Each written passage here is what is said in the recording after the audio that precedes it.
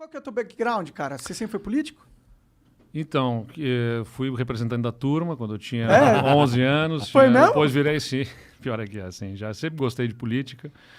Sempre Na foi próxima maluco. vez, me lembra a minha equipe aqui que nós vamos dar também um abridor de garrafa pro Flow. aqui. Tá precisando mesmo. O abridor. Quebrou, mas eu O abri. abridor tá... Boa, quebrou na hora certa, depois de abrir o vinho. Mas a gente...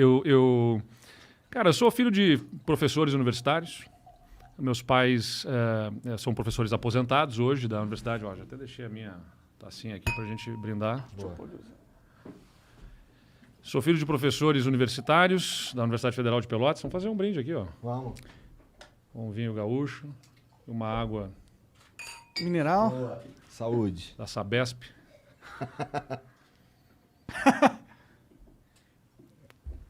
E aí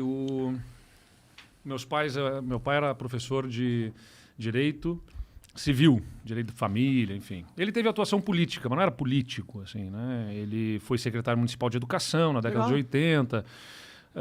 Ele chegou a concorrer a prefeito, mas, tipo, eu digo que ele não é político porque ele não teve mandato, ele ficou em último lugar na eleição, que ele se candidatou lá em 88, quando ele fundou o PSDB lá em Pelotas.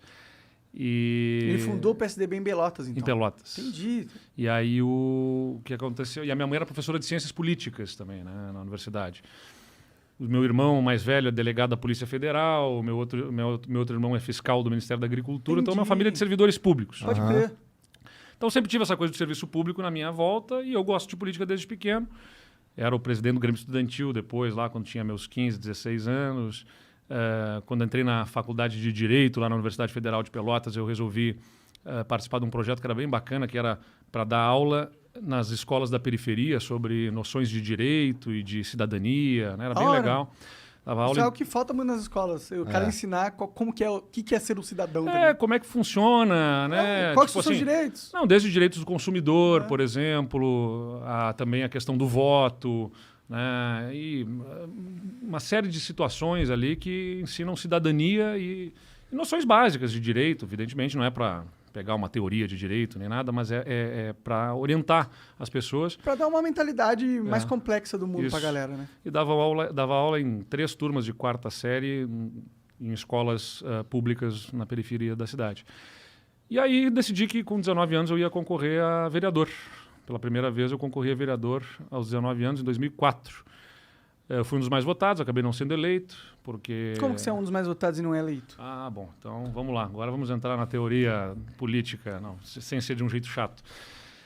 Cara, o sistema do Brasil, né, é voto proporcional no parlamento. O que é o voto proporcional? Você vota num candidato, só que esse voto que você dá a um candidato, a vereador ou a deputado estadual, a deputado federal, ele não vai... você não pega a lista dos mais votados e coloca lá dentro.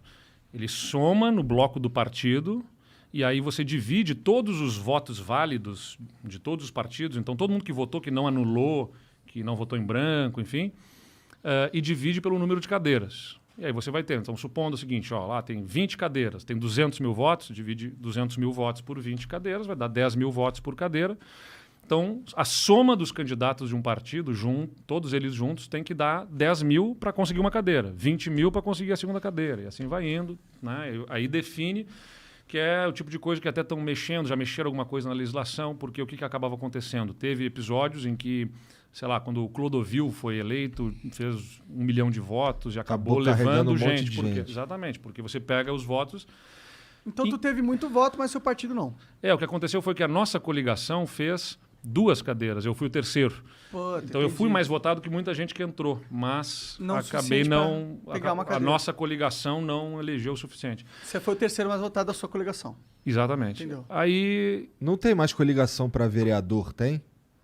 Agora não pode mais. Não Aliás, mais. foi o que o Congresso decidiu essa semana. Estava discutindo se ia voltar a coligação, se não ia. E o Senado deliberou que não volte a coligação. Que eu acho um negócio certo, porque... Eu também acho. A gente precisa ajudar a reduzir o número de partidos. E outra coisa, o cara tem que votar em alguém e eleger essa pessoa. Não dá para votar em alguém e eleger outra pessoa. Bom, não faz sentido pra mim. aí é um negócio, aí vamos discutir uma teoria, assim, que é tentando, mais uma vez, deixar, né, para que todo mundo acompanhe e não troque para outro canal do YouTube aí, sem ficar enfadonho. Mas é o seguinte, Em tese, faz sentido isso, né? Porque, quer dizer, vamos pensar que os políticos estivessem dentro dos partidos com os partidos cobrando identidade partidária, né? Ou seja, afinidade com o projeto e tudo mais. Bom, se 1 milhão de pessoas votou no João, numa proporção de, sei lá, de 10 milhões de eleitores que tem em São Paulo, por exemplo, 1 milhão de pessoas votou nele, em tese, 10% da população concorda com aquele tipo de visão. É legítimo que tenha próximo de 10% de cadeiras dentro do parlamento com aquilo ali. Então não dá para eleger só o João. Pois é, aí é a questão da tese. O sistema proporcional ele é defendido por alguns porque ele é o que menos desperdiça votos, entendeu? Porque se você pegar simplesmente os mais votados e colocar lá dentro, todos os que votaram em todos os outros candidatos, Não o são voto representados. foi colocado no lixo, entendeu? Não estão representados. Então o sistema proporcional ele acaba, em tese, sendo defendido porque os votos que foram dados ao Juca, ou sei lá, qualquer um, ao Monarca, que é candidato a vereador, lá ele não se elegeu, mas os votos dele foram aproveitados para eleger um outro candidato que, em tese, pensa próximo como ele. Mas a gente sabe que é o que não acontece na realidade. Esse né? é o argumento que os caras usam, porque é o argumento politicamente correto, que você pode falar na TV, mas, na verdade, eles querem se perpetuar dessa forma, porque aí você dá uma força para os partidos muito maior. Eu acho que é mais possível que isso tenha se corrompido ao longo do tempo do que Não tem algo sistema... assim. Não, mas eu acho que, tipo, eles perceberam que não funciona, entendeu? Mas aí eles ficam... perceberam que tem como sacanear o esquema, eu acho. Não, é que, tipo, se o esquema é você querer que mais pessoas estejam representadas, você não vai passar um cara que recebeu poucos votos, que é isso que acontece, entendeu? Faz sentido. Assim, ó, então, como eu disse, não tem um sistema infalível na política, entendeu? Porque você vai ver prós e contras em cada um dos sistemas. Eu, Mas particularmente... esse parece bem burro. Por exemplo, que você pega em tese, né, o sistema proporcional, você vai, como eu falei, 1 milhão de pessoas. Tem lá um candidato X que defende a privatização disso, daquilo, tudo mais. Ele faz 10% do total de votos. Aí depois lá onde tem 50 cadeiras só tem ele. Não, se 10% do eleitorado votou nele, então 10% das cadeiras, em tese, deveriam estar por uma questão de correspondência. É que 10% votou nele. Aí Nele. que tá, mas nas Não, ideias dele, o em problema tese. não é esse. O problema é que os partidos, eles talvez estejam com as ideias um pouco diluídas demais. Não, o problema todo é o seguinte, acaba aqui na democracia, a gente tem, na forma como a gente exerce, usa-se o sistema, é o seguinte, a gente precisa de voto para eleger. Então pega lá o fulaninho que é famosinho, bota ele para puxar voto e eleger mais gente. Aí começam as deturpações desse negócio. É uma entendeu? mecânica dentro do sistema que Claro, só causa claro. distorções. Não, eu ao acho meu que é ver. um problema. Eu sou defensor do voto distrital misto. É para explicar o que é o voto distrital misto, sem ser chato de novo? Pode explicar. Então vamos lá. Não, o distrital é o seguinte, basicamente você vai é o sistema americano, entendeu? Só que o americano é distrital puro, né? Por que é puro eu explico em seguida. Você fazer distritos é bom porque você garante que todas as regiões estejam representadas. Eu sou de uma região no estado do Rio Grande do Sul, bem lá para o sul, Pelotas é polo da região sul, quase no Uruguai. E que é economicamente mais frágil. E o economicamente mais frágil acabou fazendo com que a cidade e a região ficassem também politicamente fragilizados. Porque tem uma certa correlação assim, entre força econômica e força política. Né? Uma certa? Então Totalmente correlacionado. A região acabou tendo dificuldades de eleger seus representantes e tudo mais. Então pode acontecer, em tese, que os candidatos mais votados são todos de uma região e toda uma região do estado fique sem representação. Se você faz por distritos, você, em primeiro lugar, assegura essa representatividade regional. Em segundo lugar, melhora a palavra em inglês seria o accountability, que é a relação, entendeu? A transparência. De fiscalização, de acompanhamento dos mandatos. Olha, eu sei que eu não votei no Monark, mas ele foi eleito pelo meu distrito, eu sei que ele me representa. Porque muita gente... Sei lá, você lembra em quem você votou para vereador no ano passado? Eu não voto para ser vereador. Então, tá. Então, mas vamos supor que você lembrasse se tivesse votado num cara que não se elegeu. Se você votou num cara que não se elegeu, o seu voto no nosso sistema ele ajudou a eleger alguém. Mas você não sabe quem é essa pessoa, você não tem relação, você não... Agora, se o seu distrito, você votou num nome e essa pessoa não se elegeu, mas se elegeu outro... Você sabe que aquele outro representa, entendeu? Olha, eu não votei nele. Exatamente, mas ele é o representante do distrito. Então, quando surgiu um negócio, quero reclamar lá disso, daquilo, eu sei que ele é o representante, eu vou em cima dele. Pra mim, isso é legal. Funciona melhor do que o sistema atual. Eu sei que pode ter distorções também, porque eu sei o que acontece nos Estados Unidos. quem faz esses distritos Sim. é um órgão eleitoral. Tem um termo, via de regra, é a Assembleia Legislativa. Aí tem um termo americano lá que eles usam que é gerrymandering, que é mandarin de salamandra, né, de salamander, que é porque eles acabam, se você tem a maioria na Assembleia, eles acabam, às vezes, mexendo nos mapas dos distritos para Exatamente. puxar lá e fazem Eles fazem uma uma pesquisa e falam salamandra, assim, porque parece uma salamandra, uma tripa lá que vai lá e pega, ó, aqui tem voto nosso, que se a gente puxar para esse distrito, a gente ganha o distrito. Aí começam a fazer deturpações. eles fazem uma pesquisa assim, ó, eles têm os democratas e os Sim. republicanos. Aí fala, onde tá os democratas? Ah, tá nesse bairro. Beleza. Se nós somos democratas, nós controlamos quem faz o distrito. Vamos fazer um distrito onde a gente sabe que só tem democrata. E aí a gente sabe que os democratas vão ganhar. É isso que acontece. Bom, mas enfim, como eu estou dizendo, não tem sistema infalível, entendeu? Não tem. Eu tenho uma ideia de um sistema aqui na minha cabeça, Vamos mas lá, eu não bola vou aí. falar. Não, Vamos não lá, vou falar. compartilha com a gente. Fala, não, é que eu sempre falo, a galera vai me odiar. Que Diz é a aí. democracia líquida.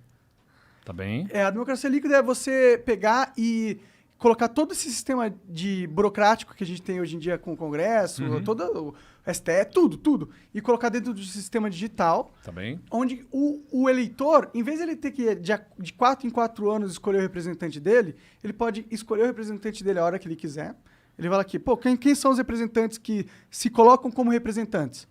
Ó, esse cara aqui eu gostei, beleza. Ele é meu representante aqui como deputado, como vereador, como não sei o quê. Executivo não funcionaria tão assim, entendeu? Mas no legislativo. E aí, por exemplo, esse cara tá me representando. Escolhi, cliquei um botão, ele tá me representando. Sim, ele tem que ficar validando permanentemente, ou seja, ele não tem, se perder o número de... Se eu quiser, amanhã ele fizer uma merda, eu tiro e coloco em outro cara, entendeu? Ou eu posso fazer o seguinte, eu dou esse meu poder de voto para esse cara através do aplicativo. Porém, o seguinte, ele tá com esse poder. Todas as leis que vier e ele tiver que escolher, quando ele escolher uma coisa, ele já agrega o que eu pus meu poder de voto para ele ali. E aí... É uma espécie de gamificação da democracia. É uma sistematização, Não, eu na entendo verdade. que é o seguinte, eu entendo o teu ponto e acho que é bem válido que se debata. Aliás, acho que a gente tem uma crise de democracia que precisa ser debatida porque tem uma desconexão entre representantes e representados, entendeu? Acho que isso é muito claro. A vida, eu costumo dizer, a vida das pessoas ficou mais rápida e o governo ficou cada vez mais lento, porque na verdade é cada vez mais uma etapa, mais um balcão, mais um negócio, mais uma burocracia para se respeitar. E essa desconexão vai gerando estressamento, porque a sociedade está com a vida dela, quer dizer, se desintermediando de todas as Parece formas que a por gente é refém do aplicativo. Estado. E o Estado está lá atrás ainda. Eu brincava mais ou menos o seguinte, né? Na década de 50, sei lá, um prefeito, né? Se você ser prefeito na década de 30, 50, tinha muito menos burocracia, muito menos exigências de cumprimento disso e daquilo, de determinadas funções burocráticas. E o que acontece? O prefeito viu que começou um casal ali a flertar. Flertar pode falar aqui? Você pode falar o que você quiser, cara. Fala o que você quiser. Flertar é uma coisa que muita gente não vai entender, né? Começou a paquerar, começou e tal, se olhar, o prefeito já olhava e disse, isso vai virar um namorico, que vai virar um namoro, que vai virar um noivado, que vai virar um casamento, que depois vai virar um filho. Já vou construir uma escola para deixar, já quando essa criança nascer, uma vaga garantida para ela, e ele não precisava fazer... licitação para contratar o projeto e depois fazer a licitação para fazer a obra, e aí a empresa que ganhou entra na justiça contra a outra que não sei o que, e a escola não sai nunca. Então o que eu quero dizer é o seguinte, a vida era mais lenta, aquele flerte, aquela paquera para virar namoro, para virar noivado, para virar casamento, tinha um percurso todo. Hoje em dia não tem mais nada disso. Se conheceram, já transaram, já tiveram filho, e o prefeito está lá lutando para conseguir fazer a escola. Se essa escola sair quando essa criança tiver 15 anos, é um milagre já, né? Porque tudo é muito demorado. O que eu quero dizer é que a vida das pessoas ficou mais rápida, né? E o governo ficou mais lento. O meio que o governo funciona, ele funciona com uma morosidade muito grande. Mas demais. Você sabe por quê? Isso quando funciona. Isso as pessoas ficam indignadas, entendeu? Pô, cadê, né? Cadê as respostas? Cadê as entregas? Cadê o resultado?